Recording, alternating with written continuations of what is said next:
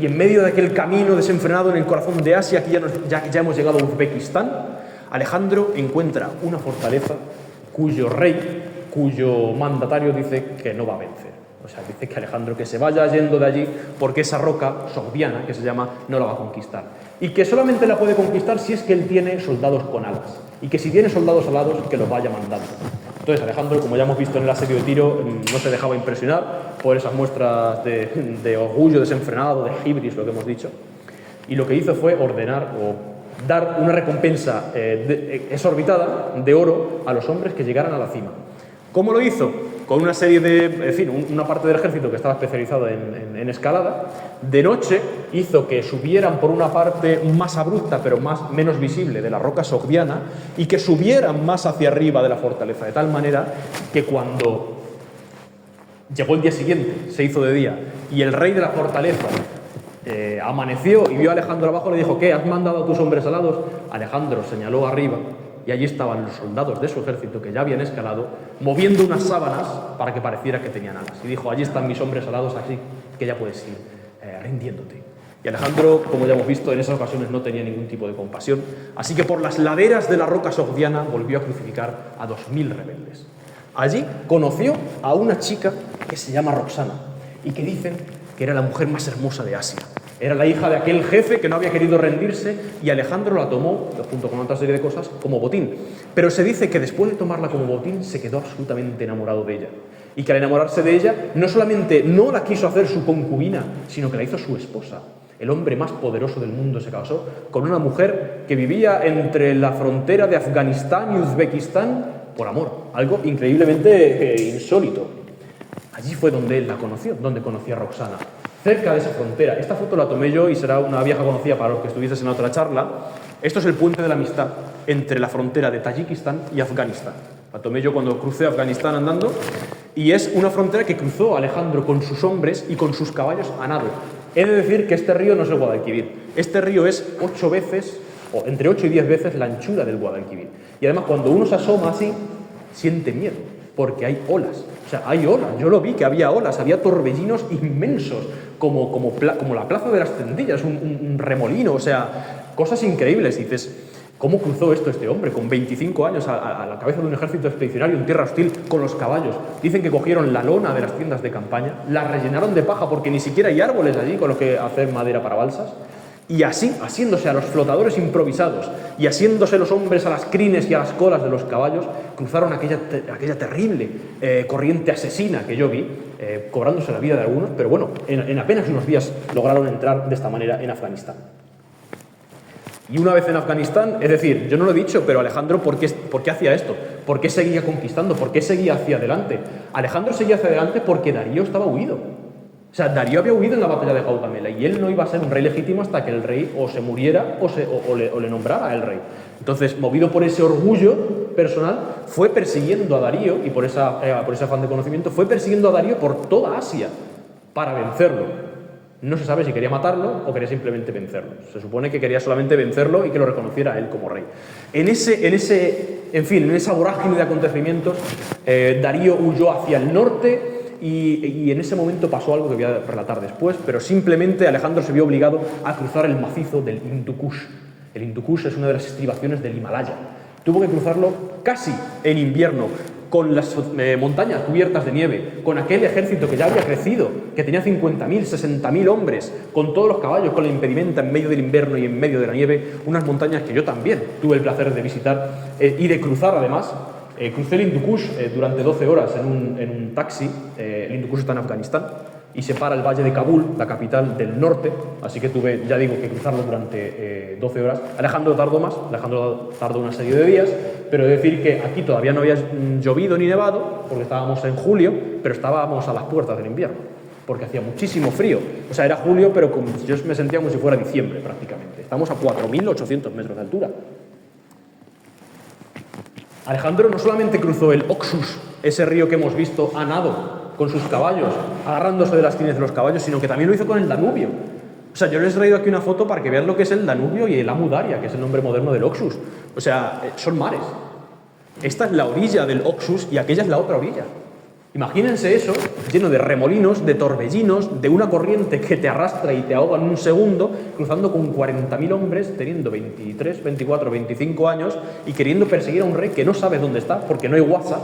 Muchas veces se nos olvida, pero no hay WhatsApp, no hay telecomunicaciones, no sabemos dónde está el rey. Vete tú a saber, a lo mejor se ha muerto hace 2 meses y yo no me he enterado. Vete tú a saber. Y sin embargo, ese pozo le iba empujando y lo iba conduciendo hacia más lejos siempre. Alejandro tenía una frase que me encanta, que dice que ¿qué teméis, hombres, si la muerte es el fin que nos espera a todos? ¿Qué me importa morir con 25 como con 50? Si muero con 25 con una vida brillante, con una vida que me llevará a la gloria, lo prefiero a vivir hasta los 80 en una existencia gris que se me olvide, o sea, que me olviden después de morir. De esta manera Alejandro conquistó el mundo y hubo proyectos que quisieron elevarlo a la altura de incluso más que un dios. Hubo un proyecto en su época que él rechazó porque dijo que era demasiado, que pretendía esculpir una montaña entera, que es el monte Athos, que está hoy en Grecia, la montaña que está allí, esculpirla con su efigie, con la mano extendida, y fundar en la mano de la estatua de Alejandro, del tamaño de una montaña, una ciudad. Alejandro dijo que eso era un gesto demasiado, que eso solamente pertenecía a los dioses, y lo rechazó. Y he de decirles que Darío murió. Darío, el rey persa que se había huido porque le había faltado el valor en Gaugamela, no fue asesinado por Alejandro, fue asesinado a traición por uno de sus hombres. Uno de esos hombres que le habían acompañado en esa especie de huida a través de Asia, huyendo de Alejandro, viendo que Alejandro les pisaba los talones en la orilla de un río que está hoy cerca de lo que es el norte de Afganistán, el este de Irán, cogió al rey, le puso unas cadenas de oro y le apuñaló en el estómago hasta que lo mató. Y lo dejó abandonado como si fuera un perro en las orillas de un río perdido de Persia. Alejandro, cuando vio eso, juró vengar a su propio enemigo. Era su enemigo y pretendía derrocarlo, estaba en una carrera desenfrenada por el corazón de Asia por derrocarlo, pero cuando vio que un vasallo había derrocado a su rey y había matado a su rey a traición, juró darle venganza. Y entonces la carrera ya no se convirtió en una carrera por encontrar a Darío, sino por encontrar al traidor que había matado a Darío, porque a un rey solamente lo puede matar otro rey en batalla, con honor, o puede vencerlo, pero no un vasallo de esa manera y matarlo de mala manera. Entonces Alejandro, se dice que cuando encontró el cadáver de Darío, depositó su capa encima de él y lo mandó a Naxxerustan, que es, en fin, es el cementerio de la familia real persa, para que lo enterraran con todos los honores de un rey persa, porque era un rey y había sido un rey hasta el momento último de su vida. Y no había muerto con honor, sino que había muerto traicionado por uno de sus enemigos. Decía Alejandro, porque el que lo mató era un afgano, llamado Besos. Decía Alejandro que tuviera unos hombres mucho cuidado con los afganos, porque de lo que más uno podía morir y de lo más peligroso que existía en este mundo eran los dientes del tigre, la picadura de la cobra y la venganza de los afganos. Y decía también que los afganos son de gran belleza y que Dios debía amarlos mucho, porque los había hecho verdaderamente bellos. Ahí vemos un poco la relación que tenía de amor-odio Alejandro con los afganos. Una tierra en la que estuvo peleando 4 años. Alejandro tardó, he dicho, 10 años en conquistar el mundo. 10 años, se murió, no le dio tiempo a conquistar más.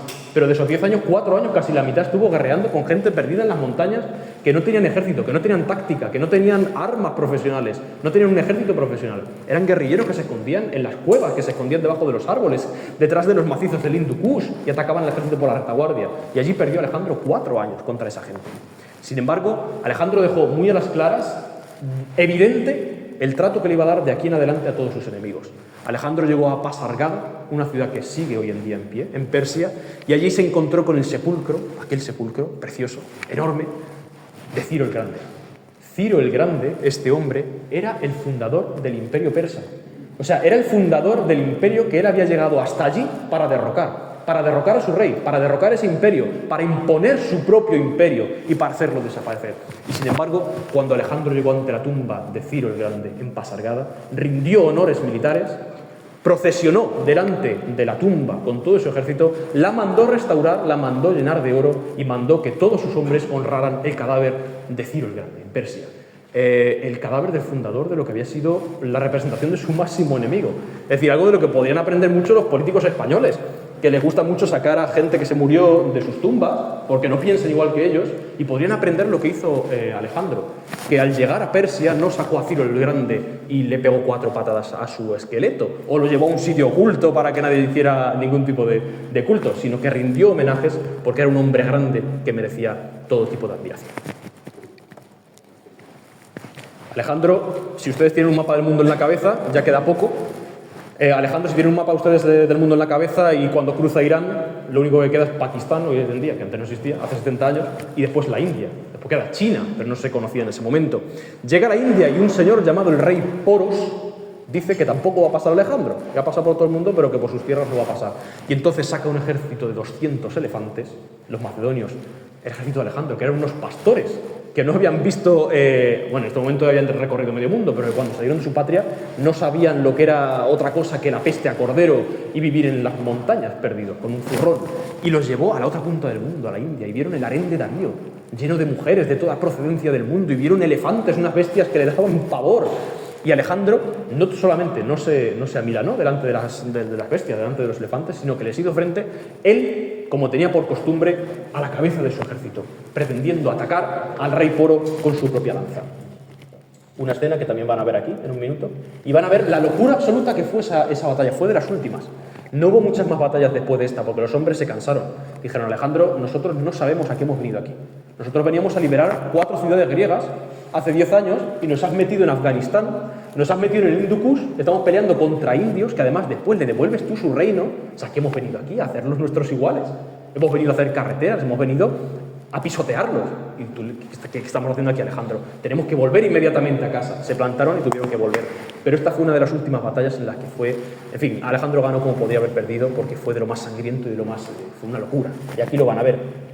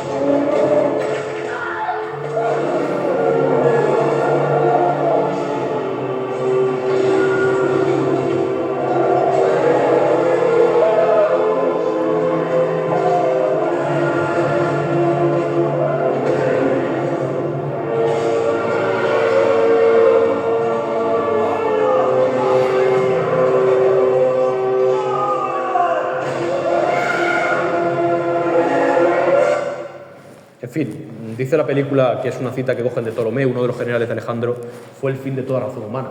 Aquello fue una sangría y, en fin, fue una herida en nuestro ejército y en nuestro orgullo. De todas maneras, han visto cómo atacaba Alejandro. Lo han visto ahí. Alejandro no se metía dentro de sus hombres ni detrás de su guardia personal, sino que él, a la cabeza del ejército, montado en bucéfalo, atacaba personalmente. Y todos los demás lo seguían como los que seguían a un dios. Y estamos hablando de un chico, vuelvo a resaltar, de 25 años. ¿Qué verían en Alejandro aquellos hombres? Hay una frase que dice, muy curiosa de Alejandro y que remarca todo eso que han visto, esa valentía, ese arrojo tremendo. Decía Alejandro que a través de todas las generaciones de la raza humana ha habido una constante guerra, una guerra contra el miedo. Los que tienen el valor de vencer al miedo son hechos libres, y los que son conquistados por él sufren hasta tener el valor de derrotarlo o se los lleva a la muerte. Efectivamente, Alejandro yo creo que fue uno de los hombres más libres que ha existido en la historia de la humanidad. Y en ese viaje Alejandro efectivamente conquistó a Poro, rindió a Poro, un hombre que medía, parece ser, más de 2 metros, y que cuando Alejandro, que parece ser que era un hombre de la estatura recortada, lo tuvo delante de él, se impresionó y le dijo cómo quería que lo tratara. Dijo, Poro, ¿cómo? Eres un rey vencido, ¿cómo deseas que te trate? Y le dijo, como lo que soy, como un rey. Y a partir de ese momento Alejandro comprendió que estaba ante un igual, y lo trató como un igual, y lo trató como un rey, y le devolvió su reino. Como un rey vasallo, pero le devolvió su reino. Y allí Alejandro conversó en una escena que a mí me parece increíble con los yogis, con estos brahmanes hindúes que se dejan el pelo crecer y las barbas crecer y hacen ayunos prolongados durante días y que existen hoy en día y que son la mayoría hinduistas o budistas. Alejandro conversó con ellos y dijo que eran sofistas, es decir, eran filósofos, que iban desnudos, los llamó los gimnosofistas, y se encontró con 2, Dandamis y Kalana. Yo quiero resaltar a Kalana. Dandamis le dijo que igual que Diógenes, le dijo que él no necesitaba nada de ningún conquistador y que se fuera a paseo, que él estaba muy tranquilo en el bosque viviendo en taparrabos. Sin embargo, Calano se dejó impresionar por la figura de Alejandro y se alistó a su ejército, no como general ni como soldado, pero sí como, en fin, como descubridor, como una figura para aprender. Y dicen que Calano era muy viejo, y que estando en Babilonia, o cerca de Babilonia, se sintió morir, y que siguió la costumbre que estos brahmanes hacían en esa época, que hacían en ese momento. Y es que cuando se sentían viejos, se sentían enfermos y sentían que su cuerpo debía liberarse de ese ciclo de reencarnaciones en el que siguen creciendo, ellos mismos encendían una pira, encendían un fuego tremendo y se arrojaban vivos para sacar su alma de esa prisión corporal. Y dicen que en el momento en que Calano se sintió tan viejo y tan enfermo que no merecía seguir viviendo para él, hizo esa gran pira y hizo que todo el ejército de Alejandro se pusiera delante de él para despedirlo en su último momento, y que él estaba feliz porque iba a abandonar, al fin su alma iba a ser libre, y que abrazó a todos los hombres de Alejandro y que se despidió de ellos entre risas y alegre, y solamente no abrazó a Alejandro y le dijo: a ti no te abrazo porque ya te abrazaré en Babilonia nos veremos y allí te abrazaré y volveremos a reunirnos. Y en ese momento saltó a la pira ardiendo y murió. Se acabó. Y ahora veremos que Alejandro murió en Babilonia, efectivamente, y quién sabe si allí, tras aquella muerte, se reencontró con Calano y con tantos amigos. Y también allí, después de la muerte, yo creo que se reencontraría con Bucéfalo, su amado caballo, porque Bucéfalo murió en uno de estos ataques con el rey Poro en la India, un caballo que ya tenía 30 años, un caballo viejo que había llegado al galope desde Grecia hasta la India y que le acompañó hasta el último momento. Por la vejez y por las heridas de la guerra, murió muy cerca de la tumba que hemos visto de Ciro el Grande, y Alejandro le hizo un gran túmulo, le hizo una gran tumba y lo enterró con honores de general. Yo creo que la muerte de Bucéfalo para Alejandro fue como la muerte de un hermano. Yo creo que pocos comprendieron a Alejandro como Hefestión y como su caballo, en la medida que lo pudo entender siendo un caballo. Y dicen que también fundó una ciudad que se llamó Alejandría Bucéfala, en honor a su caballo, y que fundó también una ciudad que se llamó Alejandría Peritas, en honor a uno de sus perros favoritos, en lo que hoy es Pakistán. En fin, una de las últimas anécdotas: Alejandro, cuando vuelve ya de la India, porque los hombres dicen que ya basta, que ya no quieren más conquista, que no quieren ver nada, quieren ver a sus mujeres, que llevan 10 años sin verlas, que tienen hijos, bueno, hijos no, espero, pero que tienen nietos que no conocen. En fin, Alejandro se vuelve absolutamente herido en su dolor, en su ego, porque él quería seguir conquistando y quería seguir avanzando en ese pozo que le empujaba. Vuelve a través de todo el sur de Irán, que es un desierto, y allí se le murieron muchísimos hombres porque no había agua. Sin embargo, dicen que en cierto momento Alejandro, que ya iba herido, porque Alejandro siempre iba delante de su ejército y siempre era el primero que recibía las heridas, y que en una de las zonas por las que había pasado, precisamente había recibido una herida que era un flechazo en un pulmón, porque él había saltado una muralla y todos los demás hombres habían quedado esperando a ver qué hacía, y él había saltado el primero y se había quedado solo al otro lado de la muralla. Entonces fue el blanco de todos los enemigos y le atravesó un flechazo el pulmón, y dicen que incluso con esa herida que le supuraba y que a partir de ese momento no estuvo bien, fue cabalgando encima de su caballo, bueno, Bucéfalo ya había muerto, pero encima de otro caballo, fue cabalgando por aquel desierto, cuidándose nada y menos, cuidando de sus hombres más que de sí mismo, preocupado por qué comían, por qué bebían, por los que morían, por los enfermos. Y dicen que en un momento dado le dieron a él, que era el rey y tenía el privilegio de comer y beber antes que nadie, le dieron un casco de soldado en el que habían conseguido reunir un poco de agua de un pequeño manantial. Todos morían de sed. Y Alejandro tomó el casco y, viendo que todos morían de sed, estaban muriendo de sed y le habían ofrecido a él el casco, dijo: demasiada poca agua para un ejército y demasiada agua para un solo hombre. Cogió el casco y vertió el agua en la arena del desierto. Estos gestos son los que hacían que Alejandro fuera admirado y fuera adorado por sus hombres. Era un hombre, era un rey que no, ya les digo, no era un rey de plante regio que estaba detrás de los hombres y que les ordenaba cosas que él no hacía, sino que primero él las hacía y después las exigía. Era un hombre que se acercaba a las tropas y les preguntaba: ¿cómo está tu mujer? ¿Sigue tan guapa como siempre? ¿Cómo está tu familia y tu padre? En fin, se curó de aquella enfermedad. Era un hombre que hacía vida con los soldados.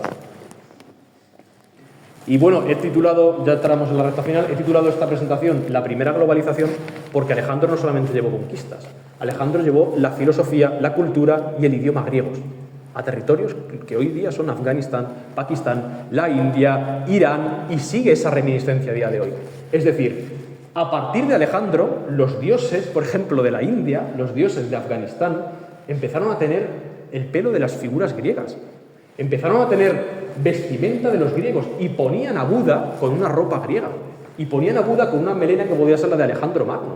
Es decir, hubo una fusión cultural absolutamente increíble. Los Budas de Bamiyan que destruyeron los talibán eran un ejemplo de este arte, que se llama arte de Gándara. Es decir, Budas con ropa de griego y con pelo de griego, porque por allí pasó un griego, hace 2300 años, que se llamaba Alejandro Magno. Y no solamente, como les digo, llevó el arte, sino que llevó cosas que nos tocan muy de cerca, que nos tocan en la religión. No sé si alguna vez ustedes habrán planteado por qué Jesús, que era un judío de hace 2000 años en un territorio judío, tenía unos discípulos que se llamaban Filipo, el padre de Alejandro, un hombre griego, que se llamaban Andros, el hombre, nombre griego, Paulos, el pequeño, nombre griego, porque unos judíos de unos pueblos perdidos al lado del mar de Galilea tienen nombres griegos. Pues porque hace 2300 años, ahora, en ese momento hacía 300 años, había pasado un griego por allí, dejando su cultura, que era Alejandro Magno. De hecho, nombres que son lo de menos y lo más anecdótico, pero también dejando las ideas del humanismo. En Persia no existía el humanismo, el rey era un dios y todos éramos basura comparados con el rey. A partir de Alejandro nace la semilla del humanismo, nace la semilla de poner al hombre como centro de la vida. Incluso la Biblia, ustedes saben que la Biblia original está escrita, bueno, la Biblia, el Nuevo Testamento está escrito en griego. ¿Por qué en griego? ¿Jesús era griego acaso? No, pero a partir de que Alejandro pasó por aquella zona y pasó por todo el mundo conocido, el griego se convirtió en la lengua franca. El griego se convirtió en el inglés de hoy. Una versión simplificada del griego que se llamaba así el griego koiné. Y por eso los evangelios se redactaron en griego, porque querían que se llegara a la mayor parte del mundo posible. Hoy se redactarían en inglés. Por esa razón. Eso es el griego koiné. Y de hecho la Torá, incluso de los judíos, se traduce en Alejandría al griego. No se traduce a otra lengua. Y no solamente eso toca el tema de la cultura, sino el tema de la sangre. Alejandro ordenó a sus generales, en algo que ellos nunca jamás entendieron y que juraron vengarse, les ordenó, por si acaso no lo entendían, casarse con mujeres persas. Les dijo que a partir de ahora no vais a ser superiores a los persas, ni los persas van a ser vuestros esclavos. Son iguales que vosotros. Somos todos ciudadanos del mismo imperio creado por Alejandro. Y por si no lo entendéis, os vais a casar con nobles persas, para fundir vuestra sangre con ellas y que los hijos sean los herederos de un nuevo imperio, mixto en cultura, en religión, en costumbres y también en la sangre. Y la reacción de los macedonios, desde luego, fue de lo más abrupta posible, y fue la que vemos aquí en el general Casandro de Alejandro. Ya no. Este es un nuevo mundo. Alejandro, por los dioses, es razonable. El objetivo era convertirlos en nuestros iguales. Compartir lo ganado. ¿Recuerdas lo que dijo Aristóteles? ¿Una asiática? ¿Qué significan unos votos de matrimonio para una raza que jamás mantuvo su palabra? ¡Aristóteles se equivocó! ¡Por todos los dioses! ¿Qué te hace a ti superior a ellos, Casandro? Porque realmente lo eres. Eso lo crees tú y los que se parecen a ti. Alejandro. Lo que más me duele no es tu falta de respeto por mi buen juicio, sino tu desprecio por un mundo más antiguo que el nuestro.